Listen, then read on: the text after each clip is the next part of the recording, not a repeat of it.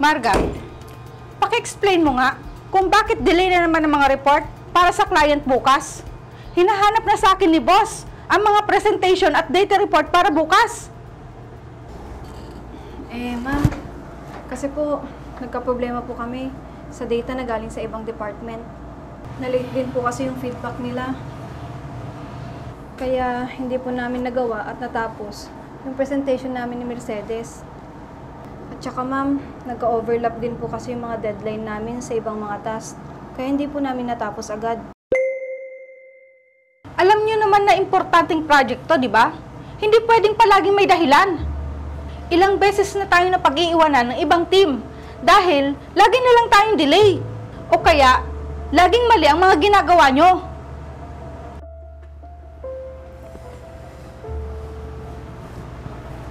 Pasensya na po. Hindi po namin alam yung uunahin sa dami ng task na may mga deadline. Ang dami nyong dahilan. Kung may mga conflict na schedule, dapat sinasabi nyo agad. Dapat, marunong kayong mag-multitask. Next time, kapag may problema, ako mismo ang unang dapat makaalam. Hindi yung kapag huli na. Opo ma'am, hindi na po ito mauulit. Pasensya na po talaga. Ayusin nyo to ha. Bigyan nyo ako ng update sa report bago mag 3 PM. Opo, ma'am. Yes ma'am. Kung gusto mong mapanatiling bago at protektado ang iyong motor o sasakyan, subukan mo na itong GR4 Matte Protect. Pinipigilan nito ang maliliit na gasgas, swirl marks at dumi na dumidikit sa pintura. Huwag mo nang hintayin na magasgasan o kumupas pa yung pintura ng sasakyan mo. Kasi mas mapapalaki pa ang gastos pag pinaayos mo pa sa labas. Buti pa dito sa GR4 Matte Protect, hindi na kinakailangan ng madalas na waxing o polishing. Punasan lang at yun, malinis na ulit. Kaya kung gusto mo rin nito, i-click mo lang yung link. Inilagay ko na dyan. Opo, ma'am. Yes ma'am.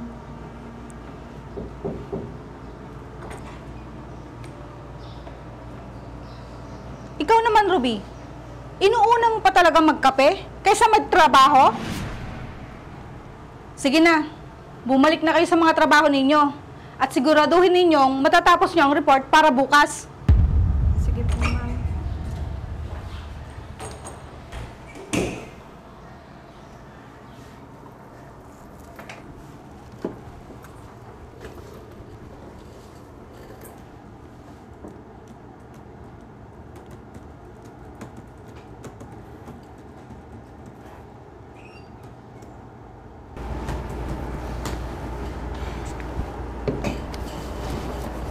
Grabe si ma'am kung magalit.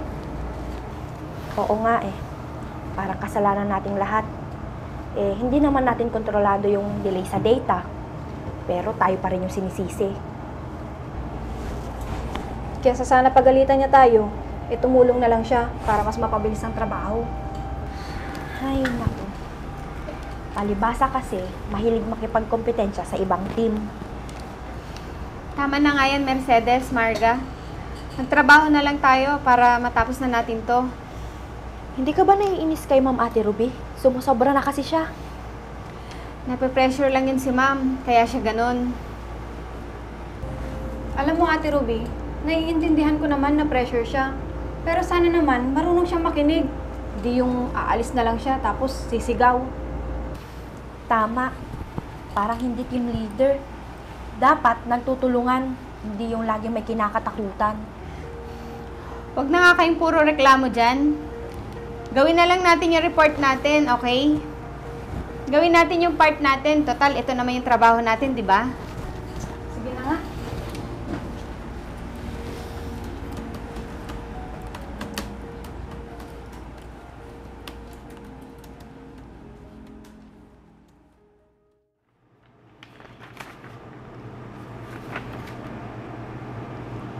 O girls, 3 o'clock na. Nasaan ang updated report natin para sa presentation natin bukas?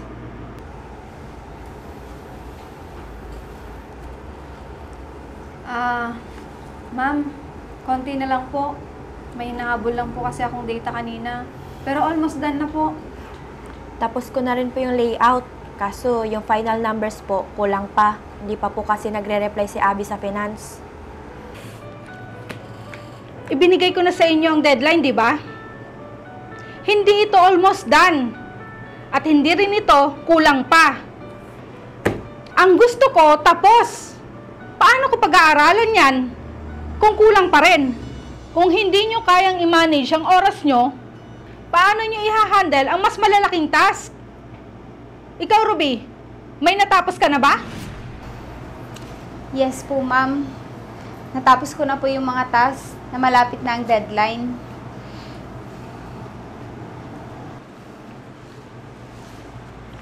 Ma'am, eto po.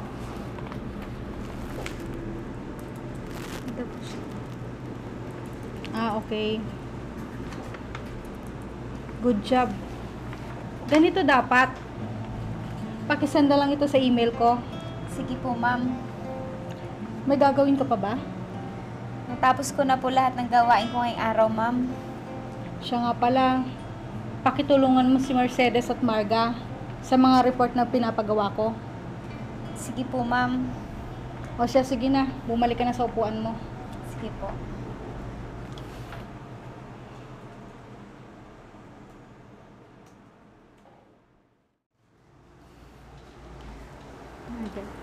Ito, lipat mo naman siya dito.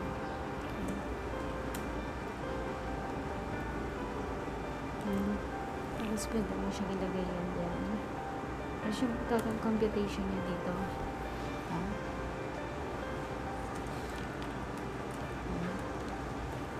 So, yan. Ayusin mo na lang yung pagkagano sa center niya.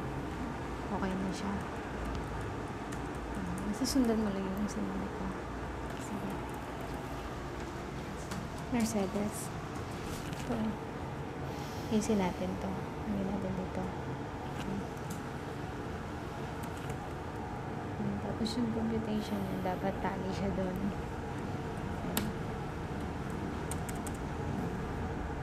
Tapos pwede mo lang siyang i-ano sa center. Para maganda siya tingnan. Ayan. Pwede na yan. Ma'am, tapos na po yung report na pinapagawa nyo. Completed and check na po. Na-follow up na rin po sa finance, kaya nakuha ko na yung final figures. May notes na din po kung sakali may question si client. Okay, good. Ganito dapat. Hindi na ako mahihirapan pag-aralan at may mga sagot na rin sa question. Ganito dapat ang ginagaya nyo. May resulta na agad. Hindi yung madami pa kayong dinadahilan.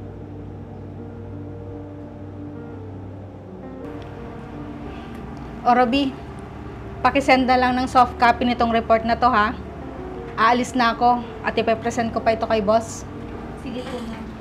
O kayong dalawa, ayoko na makakarinig ng mga dahilan sa susunod ha. Opo, ma'am. Okay, sige na. Aalis na ako. At pwede na rin kayo mag-out. Sige po, ma'am.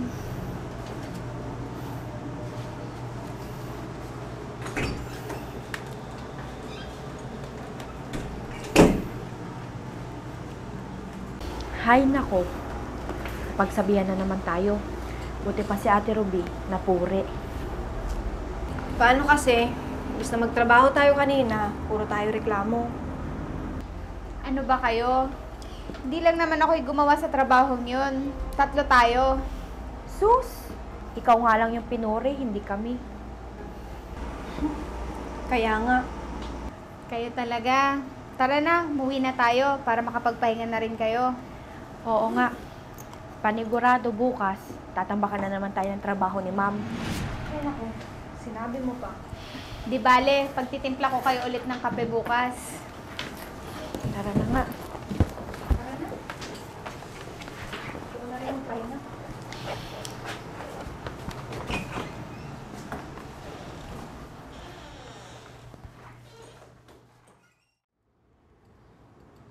My girl, nagagahan ka na ba? Gugutom na ako. Ano kayong pagkain sa kantin mo?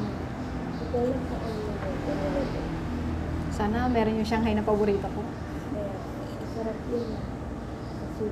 Oo. Nagugutom tuloy ako.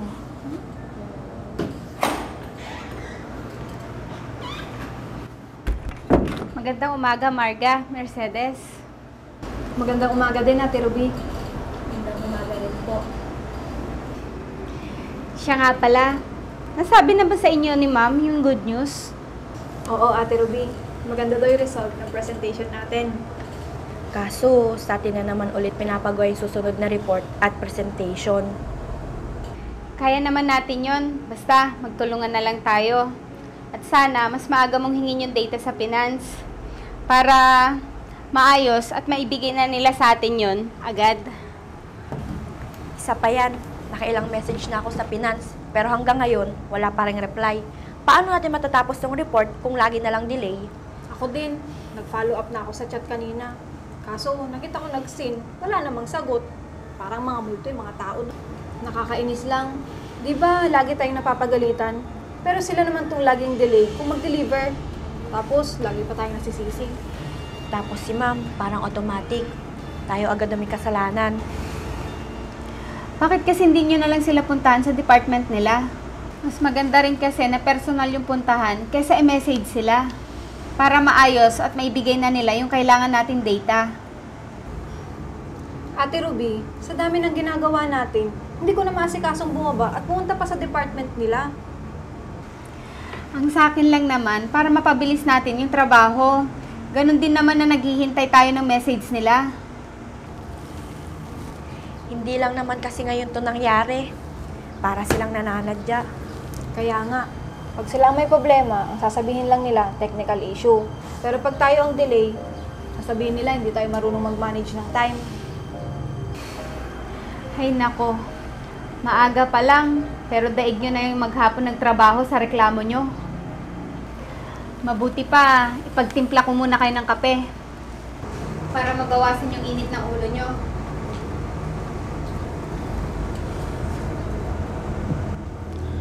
Believe din ako kay Ate Ruby, no? Ang haba ng pasensya niya.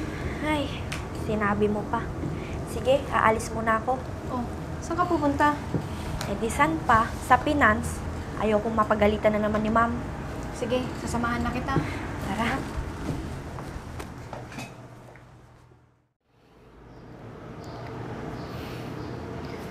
Nasaan yung dalawa? Saan kaya sila nagpunta?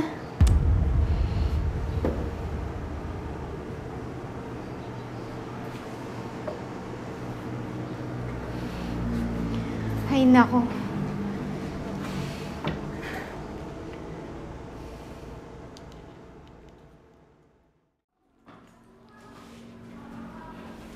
Grabe talaga si Ma'am Mitch. Parang robot ang tingin sa atin. Kahapon, overtime. Tapos ngayon, tambak na naman sa gawain. Oo nga. Tapos magagalit pa kapag may isang mali o na-delay ng kaunti. Eh hindi naman tayo makina, tao tayo. Tsaka hindi lang yan ha. Yung report na pinapagawa niya, dapat siya ang gumawa niyan. Tama ka. Pag maganda naman ang report at presentation, si Ma'am Mitch pa rin ang pinupuri. Wala man lang thank you para sa buong team. Kaya nga, tayo ang gumawa, nagpuyat at nag-overtime, pero si Ma'am Mitch pa rin ang bida. Ganito palang iniisip nila na ginagawa ko silang robot at hindi sinasama sa mga achievements namin. Pag mali, tayo ang may kasalanan. Pag maganda, siya lang ang sikat. Hindi man lang tayo isama sa credits. Kahit gusto mong galingan, pero wala ka naman recognition. Para saan pa yun? Tama ka dyan. Hindi naman natin hinahanap ang award. Pero kahit simpleng acknowledgement lang sana, kahit sabihin lang na, good work team, di ba? Kaya nga.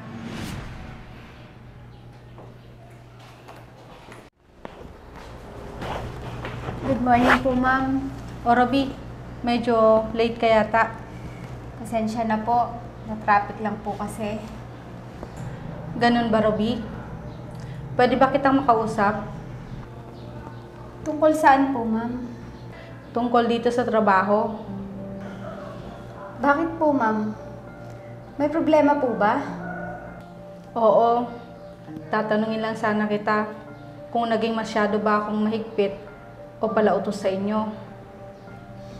Naku, kung ako po yung tatanungin, hindi naman po. Meron lang po talagang mga oras na lagi kayong galit. Pero naintindihan ko naman po yun. Dahil dala lang yun ng pressure mula sa taas. Sana, ganun din si Marga at si Mercedes. Bakit po, ma'am? Wala naman. Sige, pumasok ka na sa loob ng opisina. Siya nga pala, may importanteng announcement ako mamaya. Pakisabi na lang sa dalawa. Sige po, ma'am. O sige, mauna na ako.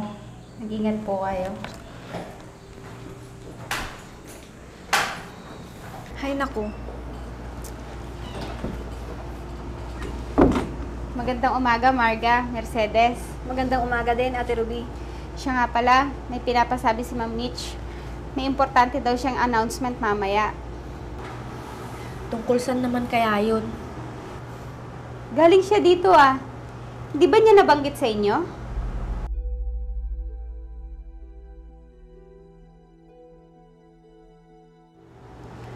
O bakit ganyan yung mga itsura nyo? Galing dito si Ma'am Mitch. Oo. Bakit? Naku, hindi kaya narinig tayo kanina? Tungkol saan? Tungkol sa pagrereklamo namin. Yan na nga bang sinasabi ko.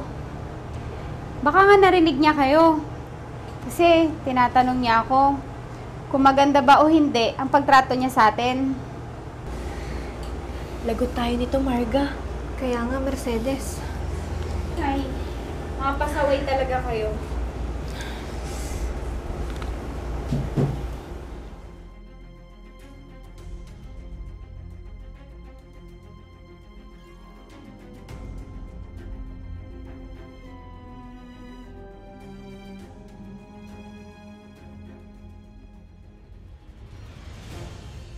Ang sarap ng kape mo, Ate Ruby.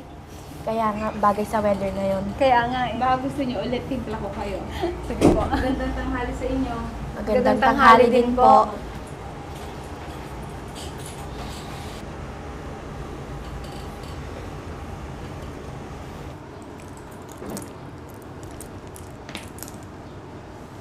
Pwede ba kayong lumapit sandali dito?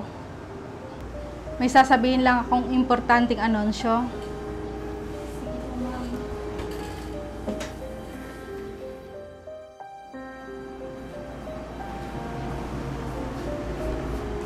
Una, gusto ko lang magpasalamat sa inyong lahat. Halos 2 taon din akong naging team leader sa inyo. Pero ngayon, na-promote na ako bilang isang bagong operation manager. Congrats, Congrats, ma'am. ma'am. Salamat, pero hindi lang yun ang announcement ko. Kailangan ng bagong team leader na papalit sa posisyon ko. At isa sa inyo, ang nirecommend ko bilang bagong team leader. Lahat kayo ay may potensyal na maging team leader. Pero, pinili ko ang bagong team leader na to dahil hindi lang siya consistent sa output, kundi marunong makisama, hindi nagrereklamo, at laging handang tumulong. Congratulations, Ruby. Ikaw na pili kong bagong team leader. Totoo po, ma'am. Maraming salamat po. Congratulations, Ate Ruby. Congrats po. Salamat.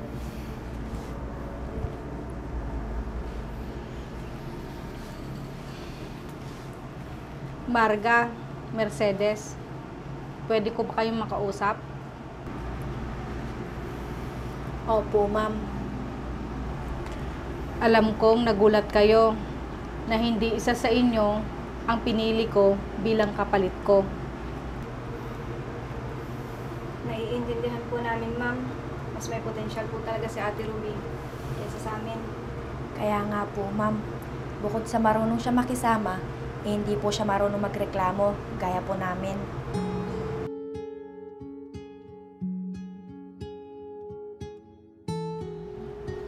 Gusto ko lang maging totoo sa inyo. Hindi dahil sa hindi kayo magaling, sa katunayan, marami kayong skills na hinahangaan ko. Pero sa pagiging leader, hindi lang galing ang sukatan.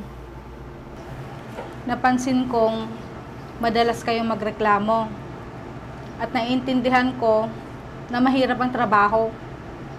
Pero tandaan nyo na ang tunay na leader ay hindi lang nakikitaan ng galing, kundi ng attitude sa ilalim ng pressure.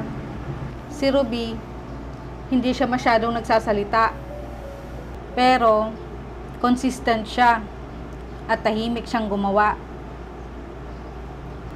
Inaalalayan niya kayo at hindi sinisisi ang iba. Tama po kayo, ma'am. Kung gusto niyo maging isang team leader balang araw, dapat baguhin niyo ang mindset ninyo. Opo, ma'am. Magbawas ng reklamo at magkaroon ng initiative. Opo, ma'am. Makakaasa po kayo. Sana magsilbing aral ito sa inyong dalawa, Marga at Mercedes. Opo, ma'am. O siya, sige na. Mauna na ako sa inyo. Sige po. Ingat po kayo, ma'am. Salamat.